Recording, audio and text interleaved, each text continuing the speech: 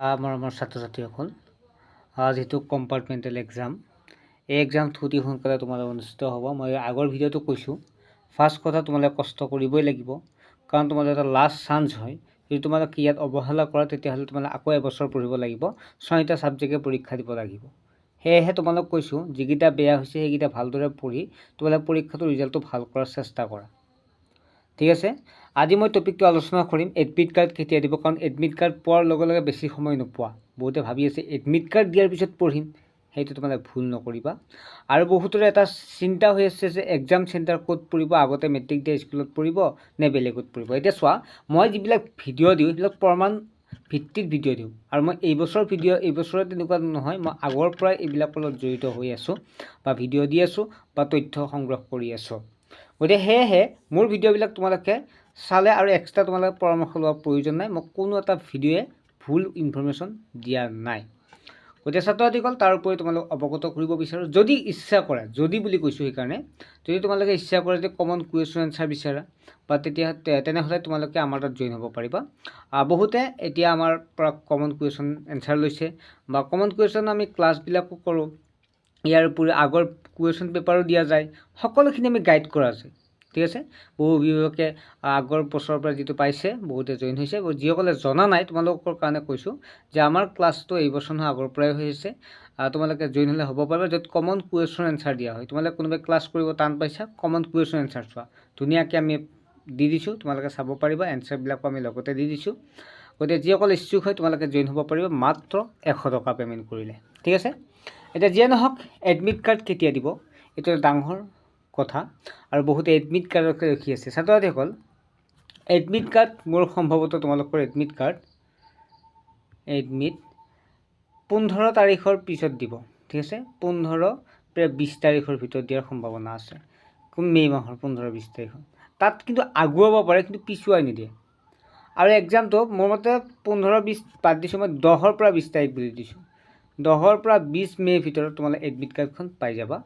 আৰু এডমিট কাৰ্ডখনত তোমালোকৰ ছাবজেক্টকেইটা থাকিব, আটাইখিনি থাকিবই বাৰু, কম্পাৰ্টমেণ্টেল এক্সামৰ এডমিট কাৰ্ড। আৰু পৰীক্ষাটো এডমিট কাৰ্ড যদি তোমালোকৰ 10-20 তাৰিখৰ ভিতৰত দিয়াৰ সম্ভাৱনা থাকে। আৰু এইবিলাক মই এনাই তোমালোকক কোৱা নাই, মই আগৰ 2-3 বছৰৰ মানে পেটাৰ্ণ চাই 2-3 বছৰ আমি নটিফিকেশ্যন চাই গৈছোঁ। যোৱাবাৰ তেনেকুৱাকৈ দিছিল, আৰু তাৰ আগৰ বছৰ যোৱাবাৰ তাত আগতকৈ যোৱাবাৰ অলপ সোনকালে দিছে। গতিকে এইবাৰো তেনেকুৱাকৈ আমি চাওঁ যে 10-20 ভিতৰত তোমালোকৰ 10 পৰা 20ৰ ভিতৰত তোমাৰ এডমিট কাৰ্ড দিয়াৰ সম্ভাৱনা আছে। আৰু মই জনাই দিম কেনেকৈ এডমিট কাৰ্ড পাবা বা কি কৰিব লাগে, আটাইখিনি দি দিম। ঠিক আছে, এক্সাম চেণ্টাৰ ক'ত পৰিব, আগতে মেট্ৰিক দিয়া স্কুলত নে বেলেগত? চোৱা, এক্সাম চেণ্টাৰবিলাক তোমালোকৰ মেইনলি টাউন এৰিয়াত থাকে। ঠিক আছে, কাৰণ তোমালোকে চোৱা, আৰু এইবাৰ কিন্তু তোমালোকৰ এক্সাম চেণ্টাৰো বেছি হ'ব। কিয় জানে, এইবাৰ বহু ছাত্ৰ ছাত্ৰীয়ে বেয়া কৰিছে যিটো। মই তোমালোক যদি কওঁ তেতিয়াহ'লে তোমালোকৰ স্কুলখনত কিমানজনে 192 জনে কি কৰিছে, চেণ্টাৰটোত এক্সাম দিছে, বা কিছুমান 300 দিছে, কিছুমান 400 তেনেকুৱাকৈ চেণ্টাৰ দিছে।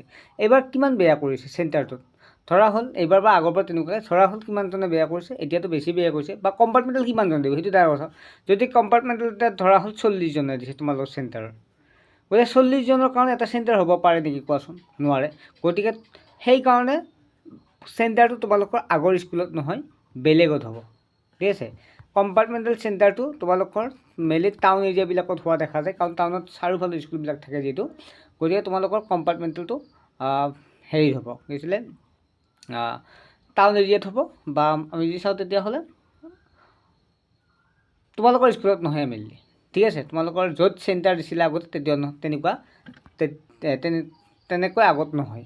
ঠিক আছে, তোমালোকৰ বেলেগ চেণ্টাৰ হ'ব। যিসকল টাউনতে দিছিলা এইবাৰ সেইটো বেলেগ কথা, কিন্তু যিসকলৰ মানে গাঁও অঞ্চলত দিছিলা, বা ইয়াৰ চেণ্টাৰ সদায় 2-3টা চেণ্টাৰ থাকে মাত্ৰ এখন ডিষ্ট্ৰিক্টত বা এটা অঞ্চলত। ঠিক আছে, গতিকে তেনেকুৱাকৈ দিব। তোমালোকে আগৰ ল'ৰা ছোৱালীক বা তোমাৰ স্কুলৰ যদি কোনোবাক সোধা তেতিয়াহ'লে যোৱাবাৰ কম্পাৰ্টমেণ্টেল পৰীক্ষা ক'ত দিছিল, চেণ্টাৰ পৰিছিল, তেতিয়া তোমালোকে নিজে গম পাবা যে পৰীক্ষা ক'ত হ'ব পাৰে।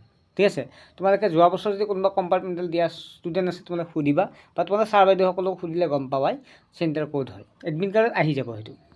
আৰু ছেট ABCD থাকিবনে? তোমালোকক মই কুৱেশ্যনবিলাক শ্বেয়াৰ কৰিছোঁ, তোমালোকে দেখাই পাইছে 2025 চনত কুৱেশ্যন পেপাৰ ছেট মই দি দিছোঁ। 2024 চনত কিন্তু MCQখিনি হোৱা নাছিল।